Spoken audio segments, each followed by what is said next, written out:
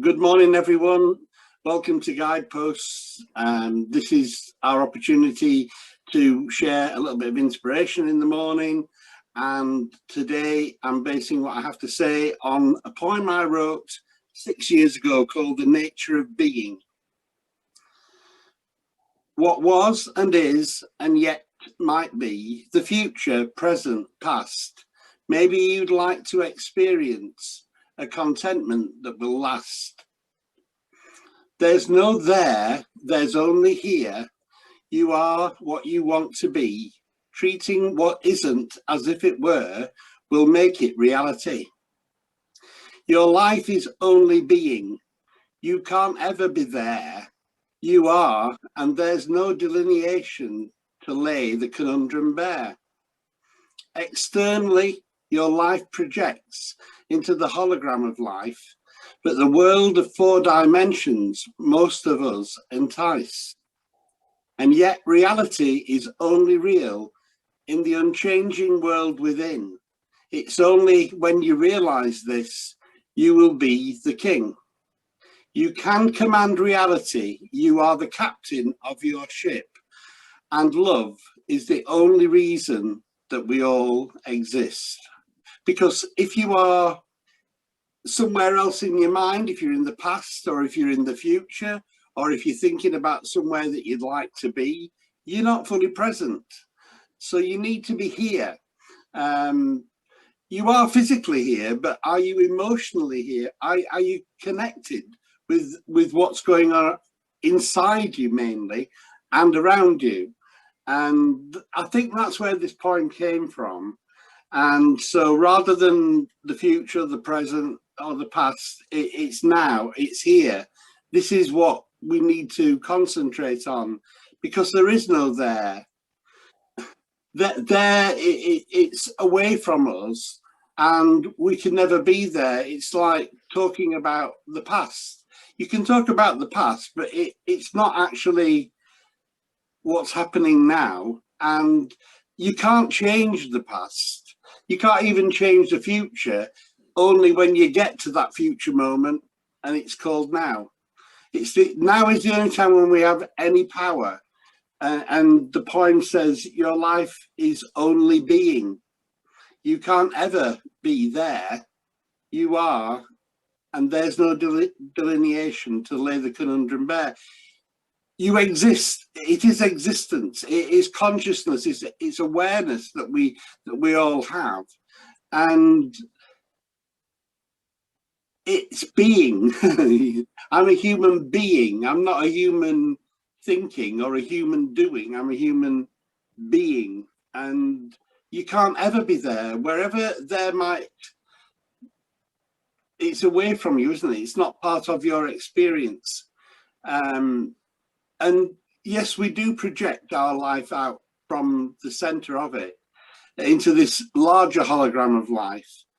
But the world of 4 dimensions, it's enticing, but it's a projection. It's not real. And the only reality is the unchanging world within. That when I read that back this morning, I thought, that's profound, Andrew. Did you write that? The only thing that is real is the internal world, the unchanging world. The everything changes. We don't like change. We stick in the muds, and we don't want things to move on. We don't. Most of us, I'm not saying all of us, but most of us just want things to be the way they've always been, because then we're in control and we know what's going to happen. And we're not ready for the unfolding and the whole thing of life. Just watch a little plant come out of the ground, this little shoot, and then before long it's a much larger affair, and then there's flowers on it, and it's beautiful, then it's died, then it's gone. There's an unfolding that we try to ignore. We just want things to be the way that they've always been.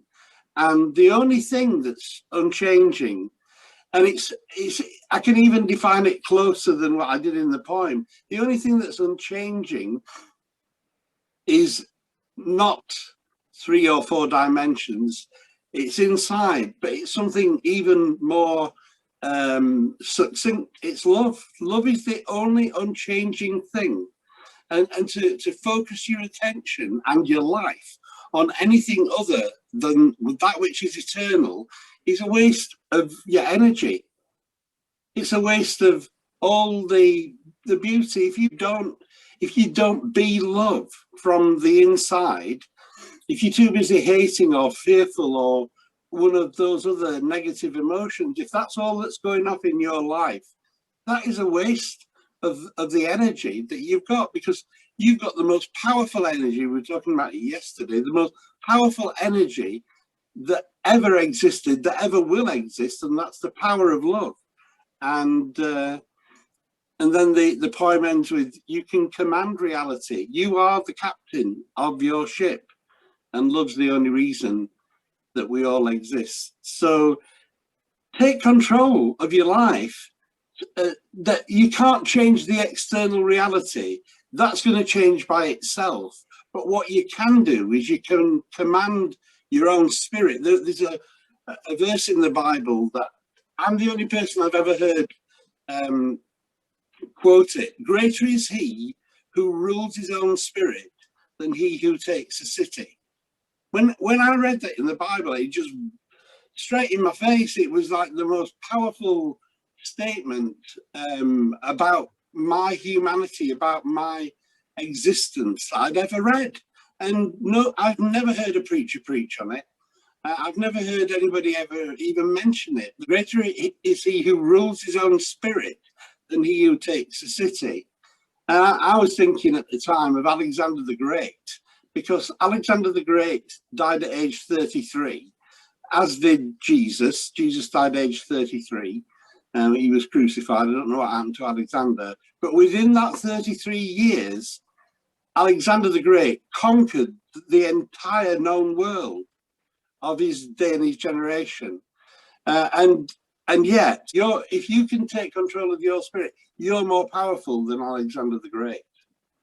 And they didn't call him the Great for no reason at all. So you could call yourself by your own name, the Great or the Greater.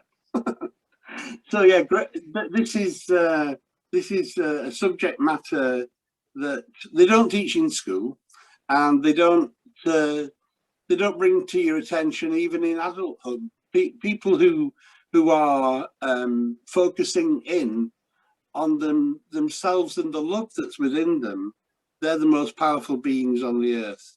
So that's my thought for the day. I don't know what you do with that, what you think about it, and what thoughts it's brought to mind for you.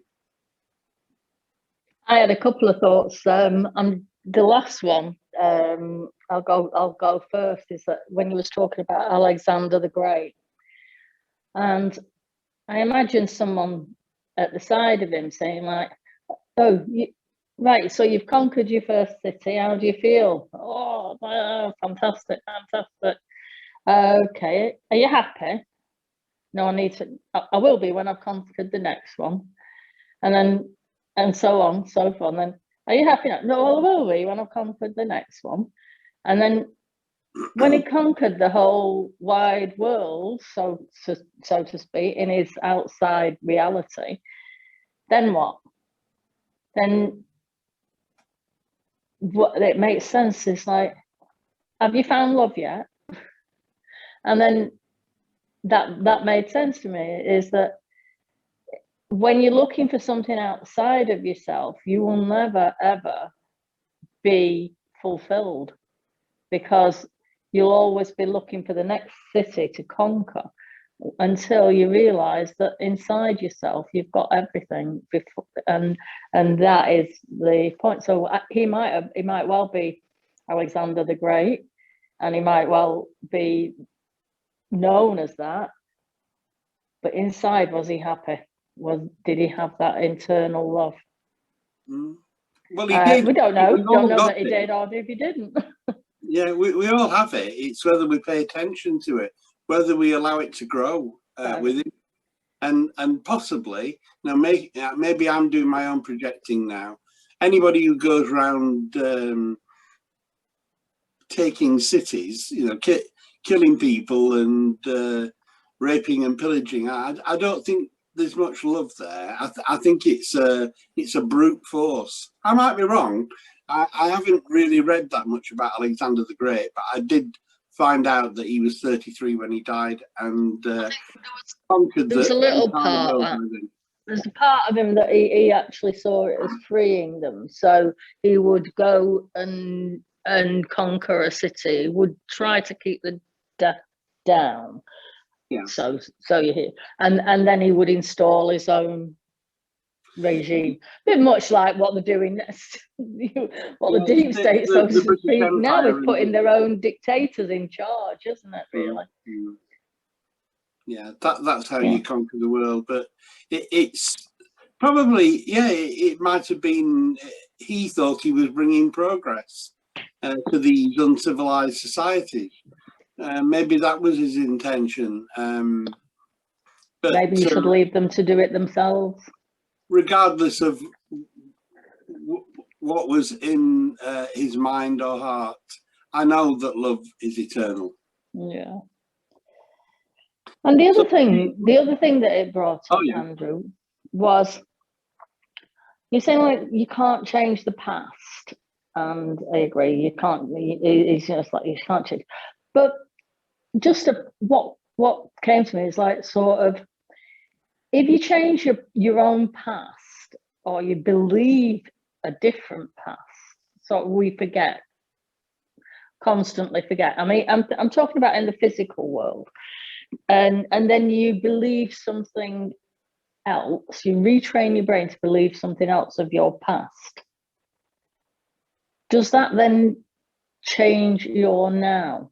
Because you are reacting from what you believe is a false past.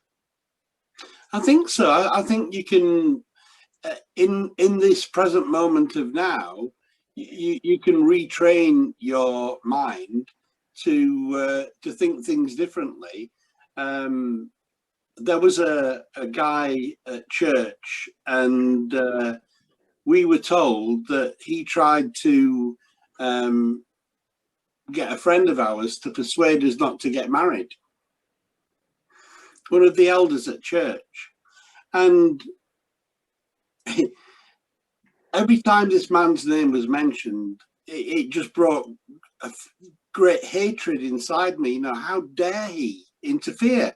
It's got nothing to do with him who marries who. You know, you're too big for your own boots. You're an elder of a church. You're not there to direct people's lives. But he obviously, and the church eldership at the time, thought they were. They called it, when it was being described as a thing, it was called heavy shepherding. It's like we're looking after people to the point of interfering with what they want, because we know what's best for them, like a parent would. But a parent would do that to a young child, not to an adult. So they called it heavy shepherding. And so every time this left the church, went to a different church, and every time I heard this man's name, it just got me really, really angry. And he came, I was working at the YMCA, I was in the accounts office, and he came to speak to the Tuesday fellowship 10:15 on a Tuesday morning.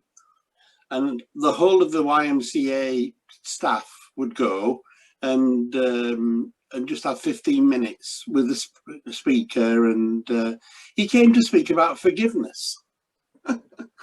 And he said, when I finish speaking, if there's anybody who's got anything that they'd like me to talk to them about with regard to this subject, you know, it's a big subject, I'd like you to come and see me. So there were 2 or 3 I had a chat with him, and I held back. And he said, tell me what it is. I said, it's about forgiveness. I said, oh, that's good, because that's what I've been talking about. I said, I'm finding it very difficult to forgive someone. He said, and who is this someone? I said, it's you. So he says, why? So I explained that we belonged to his church, and he was quoted by a friend of ours as, you know, can you do something to stop them from getting married? And he said, well, I can tell you this much, Andrew. I don't remember saying that to that person, because I named the person, he knew who I was talking about. He said, I don't ever remember saying that. But I'm not saying that I didn't. You know, it's not, I'm not denying it. I'm not saying, no, I never said that. But he said, I have no memory of it. Isn't that strange, Andrew? That something that's been eating you up inside for all that time is something that I have no memory of. So we, at the end of it, because he's got, or had, I don't know if he's still with us, he had Parkinson's disease.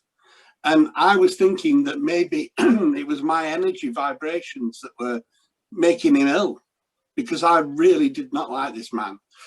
So afterwards we prayed together, and I, in these prayers, I asked that if there was any effect of my energy causing this man's illness, please, you know, stop it now. You know, please, I don't want this man to be ill anymore. And it was quite a meaningful moment in my life. And I do think I re-engineered the past.